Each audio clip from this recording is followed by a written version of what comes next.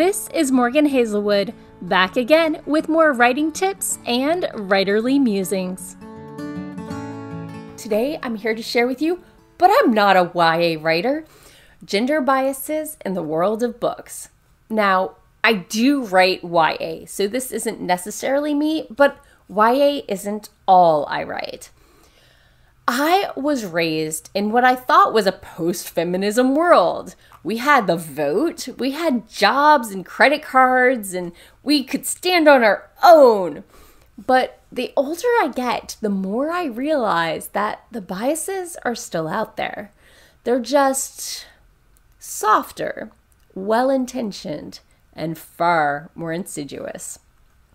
At Balticon 53, I attended But I'm Not a YA Writer with panelists Sherry Cook-Woosley, Gwendolyn Clare, and Julaine Hughes.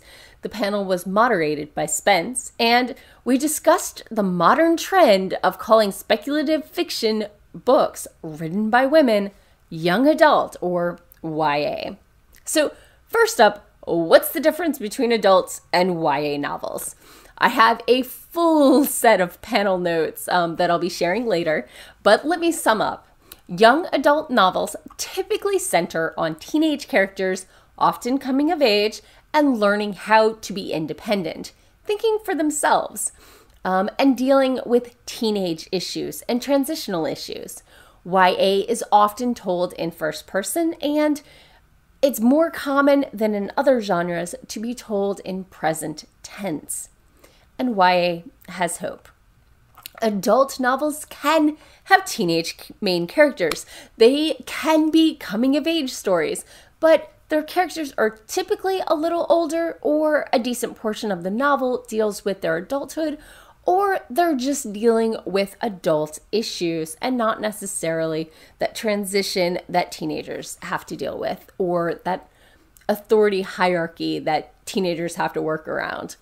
The solutions are usually in adult books more nuanced and complicated. The world building is often more fleshed out, but not always. The politics and economics are typically more complex, and the violence can be darker. Third-person point of view is very common, and it's typically told in past tense. Now, these are all trends. Clearly, either segment of books can be told in any point of view with any amount of world building, etc., etc. YA is by no means a lesser skill. I mean, I would never, ever say that. And certainly can and should deal with dark themes and violence when appropriate.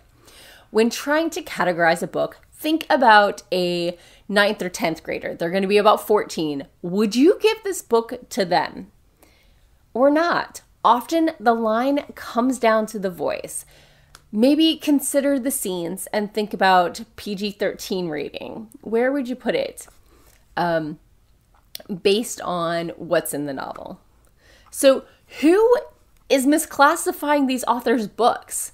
When you hear about it, you might think you know the answer, but it's probably not where you think it is. Is it the lack of women in the upper echelons of the publishing companies? Nope. The publishers and editors are properly categorizing them. They're educated in them. This is what they do for a living. They've got this down pat. So is it the marketing department? Not really. The marketing teams are starting off targeting the right audience. So where's the problem? It's when the book blurbs hit the internet that the real disconnect happens. The book bloggers and good citizens of Goodreads are where a large percentage of the misclassifications are made, with the best of intentions. So how is this happening? Clearly, there are tons of factors that go into this, and no amount of speculation can encapsulate each individual's decisions. And sometimes the line can be very nebulous, but not as often as we're seeing this trend. Even if one starts off looking at the book blurb with the proper classification and comparing it to other books in the appropriate genre during a book review, these books are often getting shelved on Kindle or on Goodreads with YA. And the only thing that might even suggest that the novel is YA is the author's name being read as feminine or the author becoming widely known as female. The 2018 critically acclaimed novel The Poppy War by R.F. Kuang was marketed as a drug-filled, grimdark fantasy take on World War II with the war between Japan and China. The themes were dark, if you know anything about that. The voice was adult, and the book was marked down as being too violent or graphic for YA. It got tons of one-star reviews because the book wasn't what the readers were expecting, which leads us into the consequences of being misclassified. First off, you get marked down for not meeting expectations. Stars in Goodreads and on Amazon greatly affect your sales. And secondly, if it's classified as YA, you're not going to find your real audience. If the real audience thinks the book is for their kids, they're not as inclined to read it. When a story about a mother gets handed off to teen girls, the voice won't resonate as strongly as it would with the mom if they would just read it. So if the wrong people are reading the book, it's not going to connect. It's not going to make as big of an impact because it's not going to the right people. The LGBTQA community has gotten good at finding allies, at standing up for each other. There is definitely still pushback, and I do not want to say anything about their struggle because it is real. But they're fighting hard to make sure that their books are properly classified, not just shoved into special interest or adult sections simply because they contain characters that aren't cisgendered and or heterosexual. And all of these things together, how do we approach this? How do we get past this problem? There's always the call of the pseudonym. Publisher and audience biases have had women writing under pseudonyms for centuries, from the Bronte sisters to George Eliot to J.K. Rowling herself. Women have used pen names and initials to be more marketable, and it works.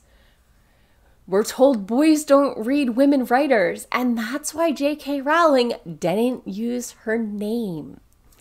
Women these days and others that don't fit into the gender binary still succumb to these pressures because that's how they make the sales to the right audience. So, how do we fix this? The sad news is it's not something we can fix overnight. We can't just print a retraction in the paper and have it sorted out the next day. Instead, we have to help make the cultural shift so that these cultural assumptions are no longer part of our society. Here are some ways you can help. Pay more attention to how the books you read are classified by the publisher and make sure you mark what you read appropriately. When you see a book listed improperly, think about reaching out to set the record straight. I mean, if you're worried about pushback or you just don't have the energy, it's okay. It's not your job.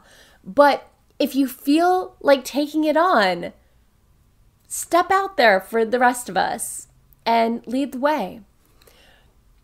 Third, going back to J.K. Rowling, stop assuming boys won't read female main characters or books by women. If you make it a non-issue, often they will too. Make sure parents and teachers and kids, are not teasing other kids about what they're reading. It should be a non-issue. Books are books and should be enjoyed by everyone. And maybe these books aren't getting to the right people, and maybe you are the right audience. So look at what you're reading. If you haven't read a book by a female author recently, ask the internet. or me in the comments below for recommendations based on your favorite male authors. Note, this also works for other markets: writers of color, writers of disability, LGBTQA writers, non-American writers. Branch out and see what you're missing. Great writers can come from anywhere, but they only get the chance to shine if they can prove that they have a market. So, do you have any stories about gender bias happening to you in any direction? Clearly, men writing in certain genres face similar issues, and obviously, so do people of other genders. Any assumptions about, do you have any suggestions about how to help people move past their inherent biases and allow books to be enjoyed on their own merits, with marketed expectations not getting overridden by cultural assumptions? And that's all for today. Thanks for listening. If you enjoyed this episode, hit that subscribe button and share it with all your friends. It goes a long way towards helping people find me. And I'll be back again next Monday with more writing tips and writerly musings. Bye-bye.